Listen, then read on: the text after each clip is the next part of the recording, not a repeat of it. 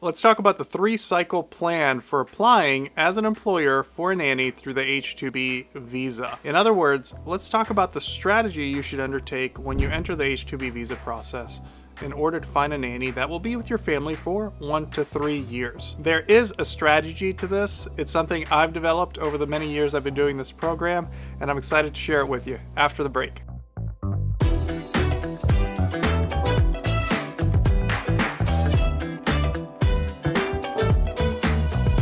Hey everybody, this is Law Great. My name is Damjan Denoble, and today I'm talking to you about the 3-cycle strategy for the H-2B visa process for nannies. This is video, I believe, number 4 in the series. We did an overview video. We did a video on how you qualify for being a nanny employer through the H-2B visa program. And then we did a video on how to pick your dream nanny or how to be more flexible. And this is video number 4, where I'm giving you the 3-cycle strategy for applying for a nanny. 3 cycles? What are you talking about? 3 cycles? What? So what is a cycle? Well, let's just back up a minute, right?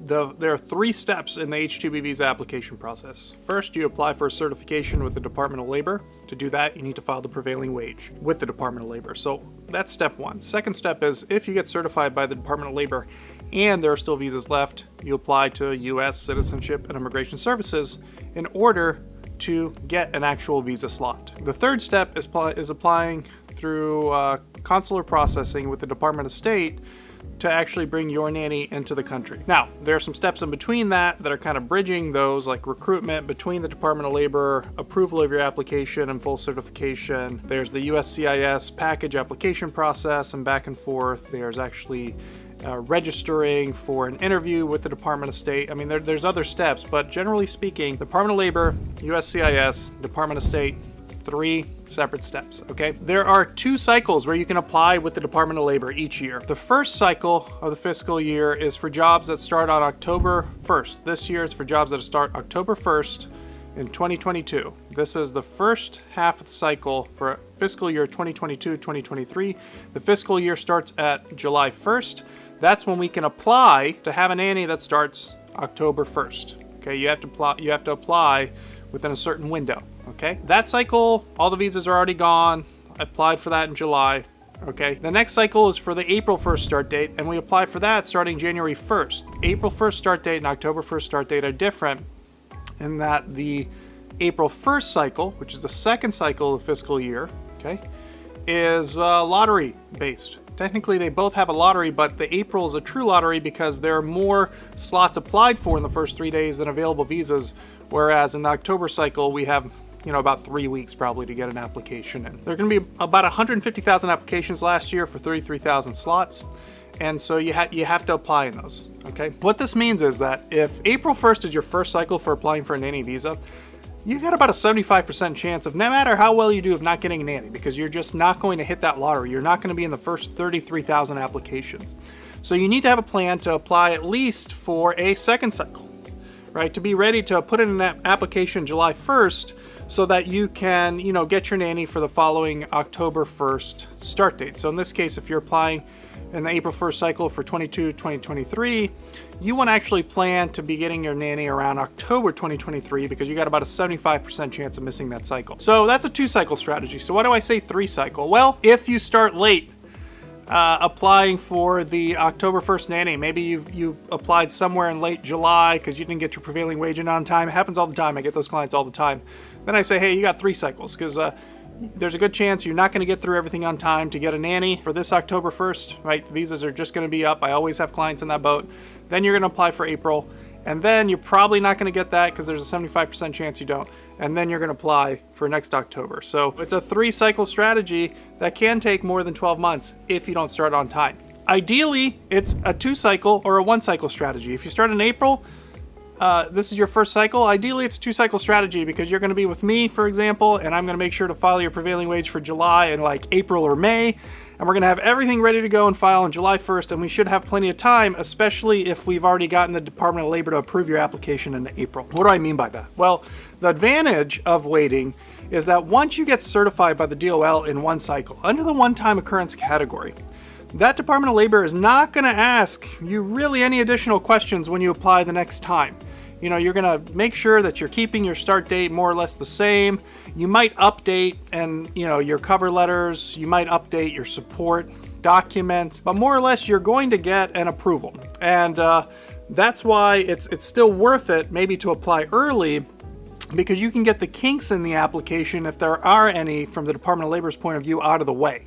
Okay, there are a lot of pitfalls too that you're going to hit when you go through the first time, right? So one of the pitfalls that I saw this year is that we just randomly will have applications that get stuck because the certifying officer forgets to check back when there's a notice of deficiency, and they just let it sit. Or there's no notice of deficiency and the certifying officer is just letting that thing sit. And in those cases, I have to call Department of Labor helpline, and I have to let them know that I'm about to send an email that needs to be forwarded to the officer that's urgent, and I usually get things moving. Sometimes you're going to have Department of Labor officers who are brand new, they just don't understand the program, and they're going to want to initially deny because they say something doesn't meet temporary need. I've been able to avoid those because now I have a history of filings that I always cite in all of my nanny applications as being prior approved, so that officer knows that this is something Department of Labor does approve. But if you're applying for the first time and you don't have that history, you might have some very skeptical officers. Another thing that happens is that when you have to get in things like the recruitment report, officers are sometimes not going to read it well, and they're going to send back deficiencies, and that's going to slow you down.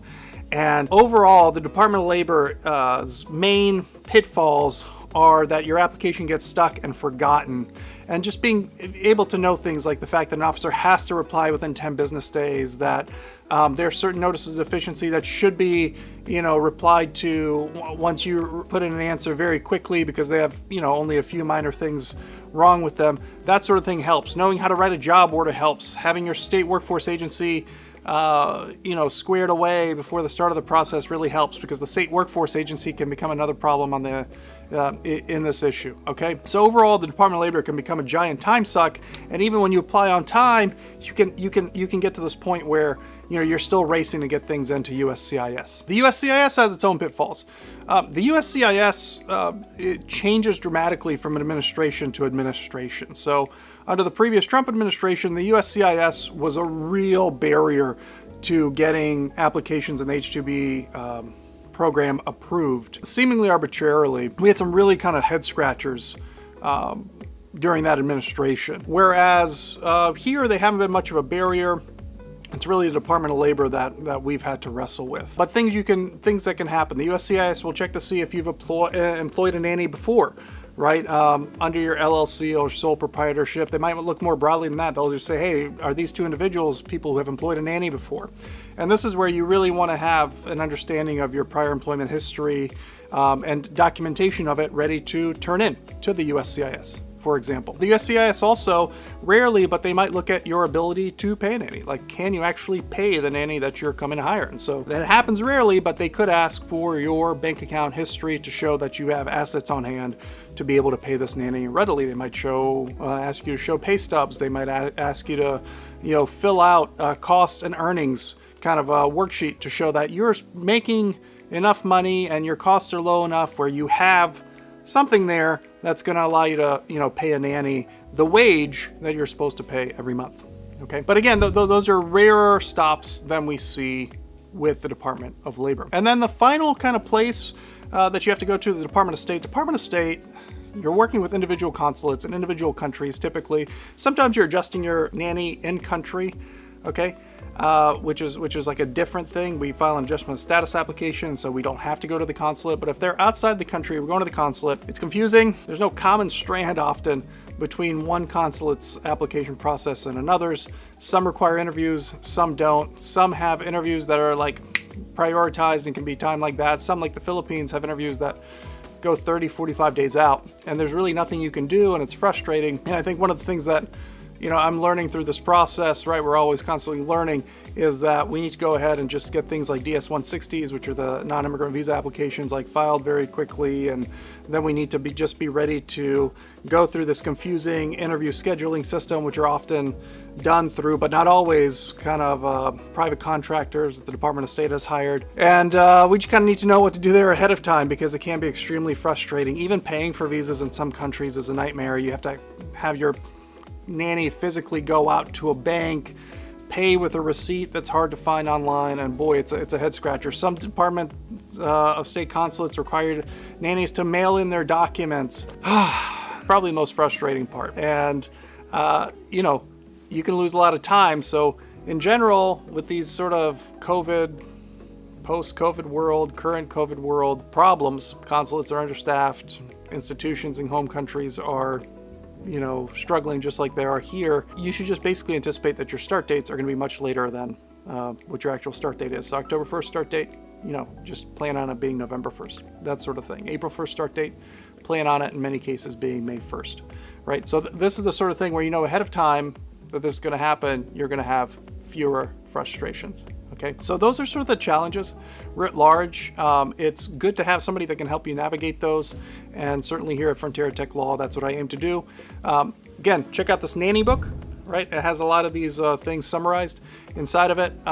There's links at the bottom to it, and you know, subscribe. All right. The next video in the series is, are you ready to employ and recruit? Right. So what sort of things should you be thinking about getting ready to be an actual employer in an immigration program, as opposed to just a family that brings in a nanny through some sort of sponsorship organization, which you may be used to while looking at au pair programs. All right, so thanks so much, and I'll see you in the next video.